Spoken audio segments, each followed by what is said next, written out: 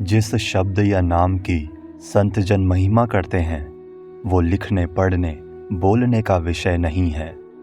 वो किसी भाषा विशेष का शब्द नहीं है। पलटू साहिब कहते हैं कि जिस नाम की मैं महिमा कर रहा हूँ उसका कोई नाम नहीं है। वो नाम अनामी है, निराकार है तथा रंग रूप से परे है। वो नाम इन बाहर की आंखों से दिखाई नहीं देता।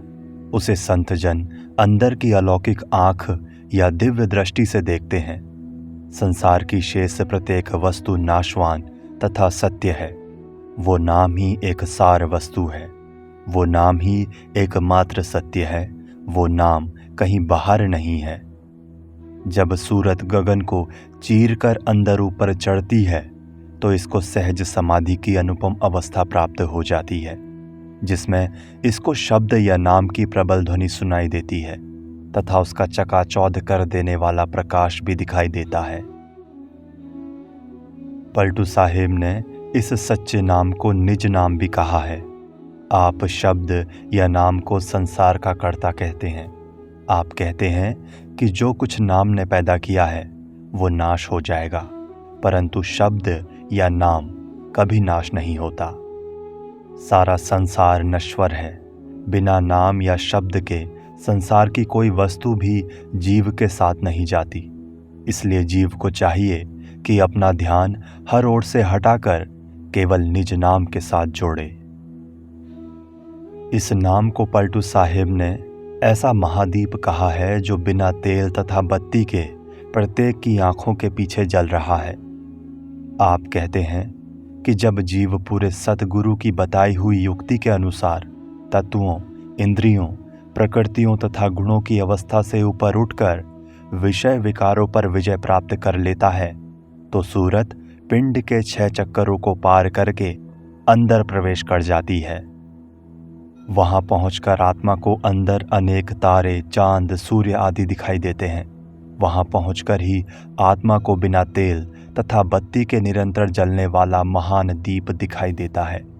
इस दीपक का प्रकाश अज्ञानता के अंधेरे को दूर करने वाला तथा आत्मा को सच्चे तथा निर्मल प्रकाश से भरपूर करने वाला है। नाम का ये दीपक प्रत्येक प्राणी के अंदर आंखों के पीछे उल्टे कुएं में जलता है। पलटू साहिब ने हमारे सिर को उल्टा कुआं कहा है। कुएं का तला नीचे की ओर होता है, परंतु हमारे सिर का तला ऊपर की ओर है। आप कहते हैं कि इस उल्टे कुएं में बिना बत्ती और तेल के एक अलौकिक दीपक निरंतर जल रहा है, परंतु पूरे सतगुरु से युक्ति जाने बिना अंदर शून्य में जल रहा ये दीपक दिखाई नहीं देता। इस दीपक की ज्योति में से शब्द या नाम की अलौकिक ध्वनि उठ रही है। सतगुरु की बताई हुई युक्ति के अनुसार सूरत की आंखों के पीछे एकाग्र करके शून्य समाधि की अवस्था प्राप्त करने वाले जीव इस अंदर के चिराग दीपक को देख सकते हैं तथा परमानंद देने वाली इस दिव्य ध्वनि को भी सुन सकते हैं। हाथरस के प्रसिद्ध संत तुलसी साहिब जी ने भी अंदर के उल्टे कुएं को आत्मिक प्रकाश तथा आत्मिक ज्ञान का स्रोत कहा है। कबीर साहिब ने भी अंदर की ज्योति को अगम का दीवा कहा है, जो बिना तेल तथा बत्ती के प्रत्येक के अंदर सदा जल रहा है। दीवा बले अगम का, बिन बाती बिन तेल। गुरु नानक साहिब ने भी इस दिव्य ज्योति के प्रकाश तथा इसमें से निकल रही शब्द की अगम्य ध्वनि की ओर संकेत किया है। आप कहते हैं कि अपने अंदर इस प्रकाश तथा ध्वनि को सुनने से ध्यान परमपिता परमात्मा से जुड़ जाता है।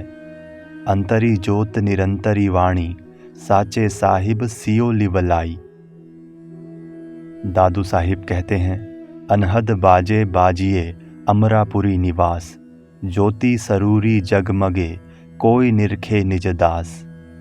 किसी महात्मा ने इसको प्रकाशमयी ध्वनि कहा है, किसी ने ध्वनिमय प्रकाश, परंतु अंतर्मुख अभ्यास करके अंतर में आध्यात्मिक मंजिलों पर जाने वाले प्रत्येक महात्मा ने किसी न किसी रूप में इस आंतरिक शब्द या नाम की ओर संकेत किया है। पूरे सतगुरु के अंदर ये प्रकाश या ध्वनि प्रकट होती है। तथा वो अपने शिष्य को भी इसके साथ जोड़ देते हैं। आध्यात्मिकता की साधना में संत सद्गुरु का मूल कार्य ही ये है कि वो शिष्य की आत्मा को अंतर में शब्द या नाम के प्रकाश तथा ध्वनि में लीन करने में सहायता दे। शब्द की ध्वनि सचखंड से आ रही है तथा आंखों के पीछे ध्वनित हो रही है। जब कोई शिष्य सद्गुरु के द्वारा अपनी सूरत को इस शब्द में लीन कर देता है, तब ये शब्द या नाम उस सूरत को अपने में मिलाकर सचखंड वापस ले जाता है। ये अंतर की ज्योतिर्मय ध्वनि परम सत्य का प्रत्यक्ष रूप है। गुरु अमरदास जी ने इस शब्द, नाम या वाणी को सहजमयी, सुखमयी, ज्ञानमयी परम सत्य कहा है। ये प्रत्येक प्रकार की आशा तृष्णा को शांत करने वाला अमृत है, प्रत्येक प्रकार के भ्रम तथा अज्ञानता को नाश करने वाला प्रकाश है तथा स्वयं को ज्ञान करवाने वाला सहज साधन है। ये प्रेममय शांतिदायक भोजन सद्गुरु की कृपा से मिलता है। कबीर साहिब कहते हैं कि प्रत्येक जीव के अंदर हर समय शब्द की सहज धुन हो रही है। सूरत को शब्द के साथ जोड़ने से मन निश्चल हो जाता है तथा सूरत शब्द में मिलकर शब्द का रूप हो जाती है, मानो बूंद समुद्र में मिलकर समुद्र का रूप हो गई। इस सहज कार्य में किसी तरह के बाहरमुखी कर्म की आवश्यकता नहीं है। दादू साहिब कहते हैं कि शब्द ही सबका पोषक, संहारक और उद्धारक है तथा शब्द ही आध्यात्मिक उन्नति, निर्मल ज्ञान तथा निराकार प्रभु की प्राप्ति का एकमात्र साधन है। गुरु नानक साहिब ने भी कहा है कि सच्चे आत्मिक सुख की प्राप्ति का केवल एक साधन सूरत को अंदर शब्द में लीन करना है। शब्द में लीन होकर आत्मा परमपिता परमेश्वर में समा जाती है तथा इसके अंदर सच्चा सुख, सच्ची शांति पैदा हो जाती है। संसार में मन इंद्रियों को वश में करने का तथा सच्चे सुख की प्राप्ति का ना कोई दूसरा साधन या मार्ग है और ना ही किसी दूसरे साधन या मार्ग के विषय में सोचने की आवश्यकता है। वास्तव में सूरत को अंदर शब्द के साथ जोड़ना संतों के आध्यात्मिक उपदेश का सार है, जिस कारण संतों के मार्ग को शब्द योग मार्ग या सूरत शब्द योग भी कहा जाता है। तुलसी साहिब घट रामायण में कहते हैं कि सब संतों का मार्ग यही है कि सूरत को शब्द में लीन करके परम पद की प्राप्ति करो। पलटू साहिब सूरत शब्द मार्ग की महिमा वर्णन करते हुए कहते हैं कि यह ऐसा प्राकृतिक तथा सहज साधन है जिसमें बनावटी कर्मकांड के लिए कोई स्थान नहीं है। आप कहते हैं कि जब अंदर शब्द का झरना फूट पड़ता है तो जीव को आध्यात्मिक उन्नति के लिए किसी दूसरे प्रयत्न की आवश्यकता नहीं रहती। उसके अंदर शब्द की ज्योति प्रकट हो जाती है तथा उसको सहज समाधि की वो अनुपम अवस्था मिल जाती है जिसमें आत्मा के रास्ते से द्वैत के सब पर्दे दूर हो जाते हैं तथा वो सदा के लिए शब्द या परमात्मा में समा जाती है। पलटू साहिब एक दूसरे स्थान पर भी कहते हैं, सुरति सुहागिनी उलटी कै मिली सबद में जाए, मिली सबद में जाए कंत को बसी में कीना, चले न शिव के जोर जाए जब शक्ति लीना। प्रभु की इस मुक्तिदाता शक्ति को ही संतों ने राम नाम कहा है। संतों का राम, केशव, मुरारी, गोसाई, माधव कोई ऐतिहासिक या पौराणिक व्यक्ति नहीं है, बल्कि वो निराकार परमेश्वर या राम नाम है जो रचना के कण कण में समाया हुआ है। पलटू साहिब संकेत करते हैं कि शब्द, नाम या राम नाम की चर्चा तो सारा संसार करता है, परंतु जिस नाम को संत जन सर्वशक्तिमान, सर्वव्यापक, सर्वज्ञाता, आनंद रूप, सहज रूप तथा ज्ञान रूप कहते हैं, उसकी प्राप्ति सहज नहीं। उस राम नाम की प्राप्ति उन गिने चुने गुरुमुखों की होती है जो प्रत्येक प्रकार की आशा तृष्णा तथा अहम या ममता को मारकर अपना ध्यान पिंड से निकालकर अंतर में गगन गुफा में ले आते हैं। सद्गुरु की कृपा से वे संसार की ओर से सो जाते हैं, परंतु अंतर में जाग उठते हैं।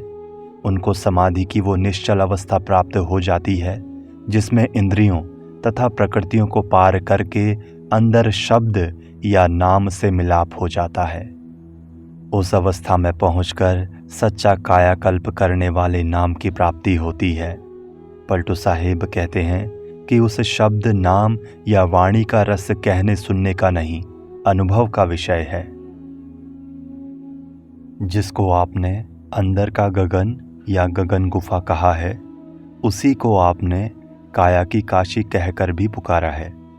जब जीव सुमिरन तथा ध्यान की सहायता से अंदर पहुंचता है तो वो अंदर की काशी में पहुंच जाता है, जहां उसको सद्गुरु के नूरी स्वरूप के दर्शन होते हैं। फिर उसको पता लगता है कि सद्गुरु सदा अंदर बैठकर उसकी हर प्रकार की सहायता और संभाल करता रहता है। सद्गुरु उहुआ बसे जहां काया की काशी। परंतु काया रूपी काशी में रहने वाले सद्गुरु के साथ मिलाप तब होता है जब जीव पहले शरीर या इंद्रियों को वश में करे तथा सद्गुरु की सेवा में लगे। सद्गुरु की सेवा क्या है? मन आत्मा को संसार तथा पिंड से निकालकर अंदर आंखों के पीछे लाना तथा दृढ़ आसन पर बैठकर सूरत को अंतर में परम तत्व से जोड़ना। जब जीव इस प्रकार से भक्ति योग की साधना करता है तो उसके अंदर ऐसा सच्चा वैराग्य जाग उठता है जिसमें बिना घर वार त्यागे तथा बिना कौम मजहब मुल्क वेशभूषा बदले घर बैठे ही सद्गुरु नाम तथा परमात्मा के विषय में पूर्ण ज्ञान प्राप्त हो जाता है। अंदर गगन गुफा या काया की काशी में पहुंचकर, जिसे संतों महात्माओं ने तीसरा तिल, शिव नेत्र, मोक्ष द्वार, घर दर आदि अनेक नामों से याद किया है, आत्मा की अंदर की आध्यात्मिक यात्रा आरंभ हो जाती है। आत्मा शब्द की डोर को पकड़कर अंदर की मंजिलों को पार करती हुई निज घर की ओर बढ़ती है। निज घर को ही संतों ने निज धाम, परम पद या सचखंड आदि कहा है। निज घर के मार्ग में आत्मा को अनेक आध्यात्मिक दृश्य दिखाई पड़ते हैं। इसको मन, माया तथा काल की भी अनेक बाधाएं पार करनी पड़ती है। अंत में आत्मा सब मंजिलों को पार करती हुई शब्द दर शब्द सतलोक रूपी सागर में पहुंचकर सदा के लिए उसमें अभेद हो जाती है। पलटू साहिब के उपर्युक्त वर्णन का कबीर साहिब के शब्द कर नैनो दीदार महल में प्यारा है, संतों की वाणी। बेणी साहिब के शब्द एड़ा पिंगला और सुख मना आदि ग्रंथ तथा गुरु नानक साहिब के शब्द काया नगरू नगर गढ़ अदरी आदि ग्रंथ के साथ तुलना करने से पता लगता है कि सब शब्द मार्गी पूर्ण संतों ने अपने अपने ढंग से एक ही आध्यात्मिक यात्रा का वर्णन किया है तथा एक ही परम सत्य की प्राप्ति का मार्ग दर्शाया है। पलटू साहिब कहते हैं कि संत सद्गुरु मोह माया के जाल में फंसे जीवों को परम सत्य का ज्ञान देने के लिए आते हैं, परंतु अभागे जीव या तो उन पर विश्वास नहीं करते और यदि भरोसा करते भी हैं तो तन मन से उनके बताए हुए मार्ग की साधना नहीं करते। आप संकेत करते हैं कि दुनियादारी लोग इंद्रियों के भोगों के इच्छुक हैं, उन्हें नाम रूपी अमूल्य हीरे की कद्र नहीं है। कोई व्यक्ति इस अमूल्य वस्तु की कीमत देने के लिए तैयार नहीं है। ऐसे लोगों को नाम कड़वा लगता है तथा वे इससे भय खाते हैं।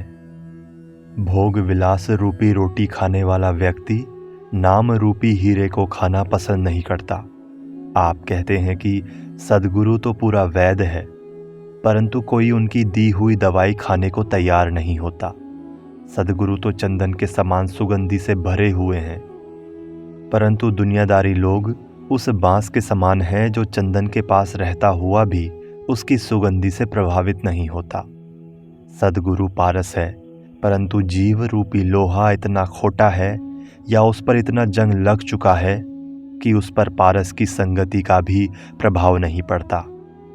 पलटू साहिब संकेत करते हैं कि केवल वे लोग ही सद्गुरु से नाम का अमूल्य धन प्राप्त कर सकते हैं जो तन मन धन का मोह त्याग कर जीवित ही मरने के लिए तैयार हो जाते हैं।